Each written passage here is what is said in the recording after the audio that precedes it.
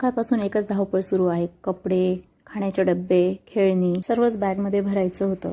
निमित्त होतं माहेरी जाण्याचं. माहेर म्हटलं की जणू आपल्यासाठी एखादा सणच. रस्ता खूपच मोठा वाटत होता आणि त्यात अचानक मला माझी शाळा दिसली आणि सर्व लहानपणीच्या आठवणी ताज्या झाल्या. आज मस्त आमरस, खापराची पुरणपोळी, आमटी, भात असा मस्त पाहुणचार होता. कारण आज लाडोबाईचा बर्थडे होता. खूप दिवसानंतर खापराची पुरणपोळी खायला मिळाल्यामुळे तिच्यासोबत आम्ही खूप छान ताव मारला. वाढदिवस छोटा होता पण बहिणीने जीव ओतून केक बनवला.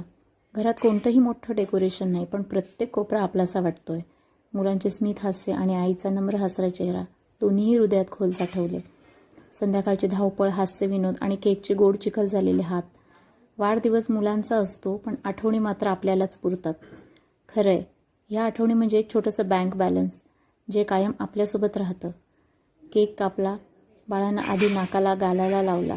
सर्वांनी मिळून तिचे लाड केले आणि माझ्या डोळ्यात पाणी आलं. कारण हे फक्त बाळाचं नाही, आई म्हणून माझंही दुसरं वर्ष पूर्ण झालं होतं. माहेरी आलो की वाटतं जगाच्या कोपऱ्यात कितीही फिरलो, शांत झोप आणि निखळ हास्य फक्त इथे मिळतं. माहेर म्हटलं की तीच ओळखीची गोधडी, आईच्या स्वयंपाकाचा वास आणि आपल्या लाडाचं माहेरचं ते आवडतं घर. किती अटॅचमेंट असते ना आपली माहेरच्या घराशी.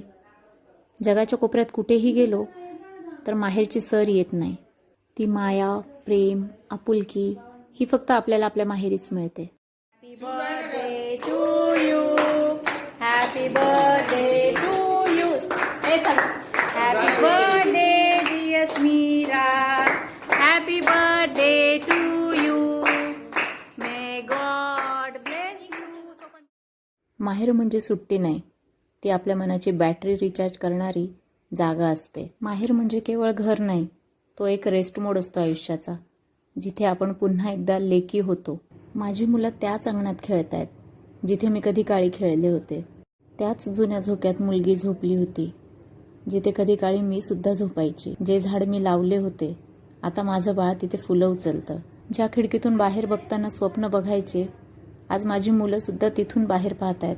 किती पटकन वर्षामागून वर्ष निघून जातात ना, पण आठवणी मात्र जशाच्या तशा राहतात. तीच ती खिडकी, तेच ते झाड, फक्त आता दृश्य बदललंय.